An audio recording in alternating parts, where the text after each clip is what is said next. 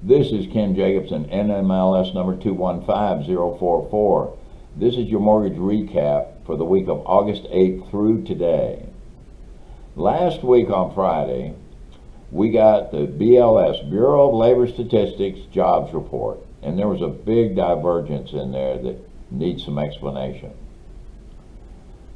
The business survey, where you get the headline number of, showed 528,000 new jobs. Yay! That is what the media jumps all over. That's what they concentrate on. The household survey, however, showed 179,000 new jobs. Well, that's quite a difference. Wait, it gets better. That household survey, the one with the lower number, the 179,000 number, over the past 4 months, has shown 168,000 decline in jobs. Not increase, decline. 84% of which were full-time jobs. Remember that, full-time jobs. The business survey showed a net employment gain of 1.68 million. Wait a minute. 168,000 job losses, 1.68 million job gains. Something's wrong here. Here's part of the reason. Your friend who had the full-time job got laid off. And so they go out and get 2 or 3 part-time jobs to make up for that income loss. Remember, I said, 84% of the job losses reported by the household survey were full-time employment. So now the business survey, the headline number, they count those 3 jobs as new jobs. Well, the household survey, which actually calls roughly 60,000 households and says, what's going on with your employment? They say, well, I took 2 jobs. I took 3 part-time jobs. They count that as 1 person working. And we consider that a little more accurate. We also got July CPI, Consumer Price Index. That's what the consumer pays. That's what you and I pay for everything. And it was flat for the month, and lower a little bit overall, but still very elevated. This is where you and I are feeling all the pain. The grocery store, at the gas station. But again, it was down a little bit. Take whatever you can get, but still very elevated. The core rate, now the core rate kicks out food and energy prices because of their volatility, and that came in less than expected and was pretty much the same as last month.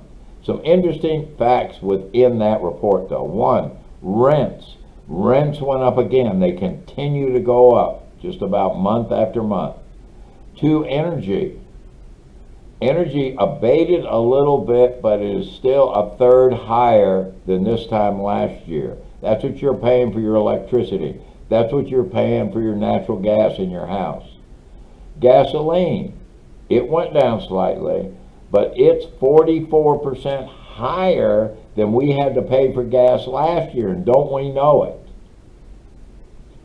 Food, up almost 11%. Well, what does all this mean? You know, really, what's it mean to me? Okay, last year, you went in the grocery store and you bought a bag of cookies for $5. This year, you go in and buy that same bag of cookies, still with 100 cookies in it, but now it's $5.55. That's inflation. We also got the Producer Price Index, PPI. Now that reports inflation at the wholesale level, what producers pay to get their goods so they can make it or produce whatever it is they do. It doesn't get the headlines that the CPI gets. It abated slightly, but it's still very, very elevated. So what does this mean, Producer Price Index? Why do we care? Okay, Producer Price Index. If it goes up, If the cost to the producer goes up, he's left with one of three choices. One, he eats the loss. It costs him more to make it. He doesn't increase the price or anything, just sells it to you like he did last year.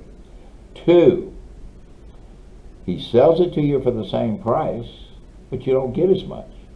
That $5 100 cookie bag is still $5, but there's only 75 cookies in it. Three, he passes it on to us, and we feel it, and we see it in next month's Consumer Price Index report. Inflation, it's a bad thing. Jobless claims are increasing slightly every month. They don't make the headlines because the mainstream media wants everything to look rosy. Until inflation comes down and gets near the Fed's goal or stated goal of 2%, mortgage bonds, they will probably improve, but not get down in the threes that y'all are waiting on. If you are closing a mortgage in the next 30 days, you need to lock your rate. If you are going longer than that, you might consider floating. If you have not applied or you're unhappy with the lender you're with, call me. Call Aaron.